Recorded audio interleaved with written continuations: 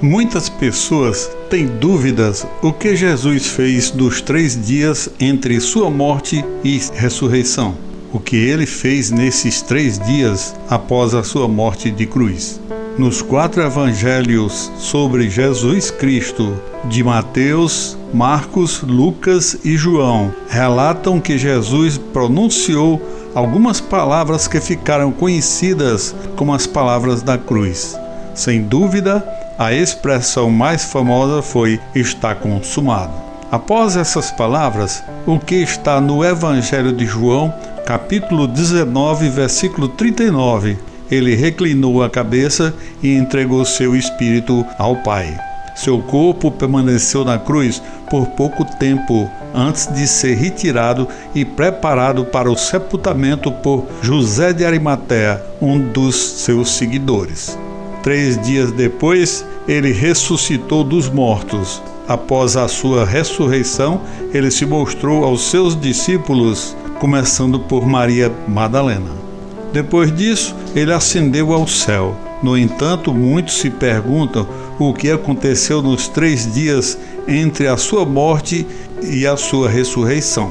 Onde Jesus foi e o que ele fez? Vamos tentar responder a essas perguntas. Apesar de que os 4 evangelhos de Mateus, Marcos, Lucas e João não oferecem um relato abrangente das atividades de Jesus durante aqueles 3 dias, que muitos cristãos e até teólogos, mestres e pastores acreditam que Jesus foi pregar no inferno aos pecadores. Estão mais para interpretações e tradições teológicas do que narrativas explícitas bíblicas.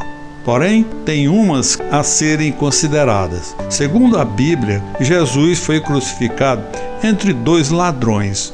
Um deles pediu a Jesus que se lembrasse dele quando Jesus entrasse no seu reino, o que está em Lucas, capítulo 23, versículo 42. Em verdade, te digo, hoje estarás comigo no paraíso. Isto implica que após a sua morte, Jesus foi para o paraíso ou o céu. Isso faz sentido porque na sua saída, Jesus declarou o compromisso do seu espírito nas mãos de Deus, que, como sabemos, não poderia estar em outro lugar senão um lugar de felicidade e amor eterno, que é o céu. Mas há outro relato interessante sobre o paradeiro de Jesus, o que está descrito em 1 Pedro, capítulo 3, versículo 18 ao 20. Diz que também Cristo sofreu uma vez pelos pecados, o justo pelos injustos, para levar você a Deus. Ele foi morto no corpo, mas vivificado no espírito.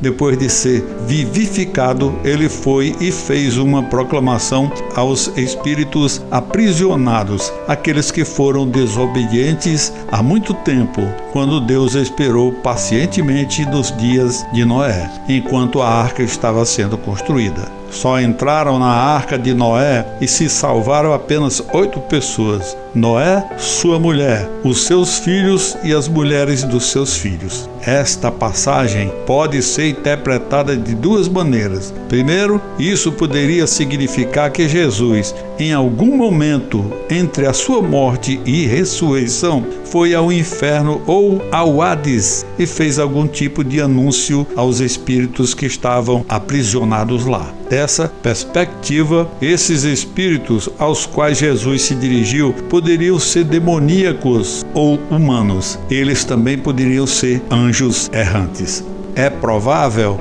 que os espíritos mencionados na passagem sejam anjos caídos. São anjos que foram presos por violarem a lei de Deus, junto com Lúcifer, que os enganou e os virou contra seu Deus. Contudo, parece improvável que tenha sido uma mensagem de redenção, uma vez que os anjos não podem ser salvos. De acordo com Hebreus capítulo 2, versículo 16, é provável que Jesus tenha proclamado e declarado sua vitória sobre Satanás e seus exércitos. Então, sob essa perspectiva, Jesus foi ao inferno para anunciar seu triunfo e declarar sua vitória sobre a morte e Satanás. Outra passagem bíblica que nos fala do paradeiro e das atividades de Jesus nos 3 dias entre sua morte e ressurreição, Efésios capítulo 4, do versículo 8 ao 10. É por isso que diz que quando ele subiu ao alto, ele levou muitos cativos e deu presentes aos seus seguidores. Aquele que desceu é aquele mesmo que subiu acima de todos os céus para preencher todo o universo. Como Paulo escreveu,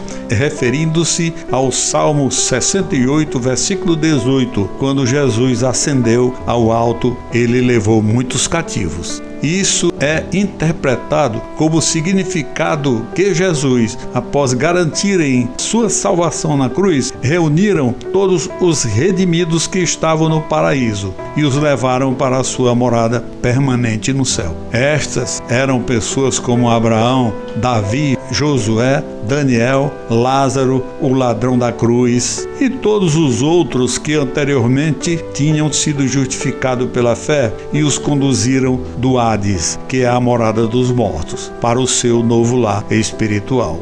Outra maneira de interpretar Efésios 4 é que nos 3 dias entre a morte e a ressurreição, Jesus derrotou e enjaulou nossos inimigos espirituais. Essa é a morte do diabo e a maldição do pecado. Ele então ascendeu ao alto e retornou ao céu vitoriosamente como Deus. Essa perspectiva também está fundamentada em Mateus capítulo 12, versículo 40, que diz que assim como Jonas esteve 3 dias e 3 noites no ventre de um enorme peixe, assim o Filho do Homem estará 3 dias e 3 noites no coração da terra. Finalmente, é importante notar que os detalhes do que exatamente aconteceu durante aqueles 3 dias não estão explicitamente descritos na Bíblia, e que várias tradições cristãs mantêm diferentes perspectivas sobre o assunto. No entanto, temos as próprias palavras de Jesus sobre o assunto. Disse ele: hoje estará comigo no paraíso. Isso nos dá a confiança para dizer que ele foi para o paraíso depois de proclamar sua vitória sobre a morte e completar sua obra de redenção. Se você chegou até aqui, deixe o seu comentário baseado na sua opinião e de sua pergunta.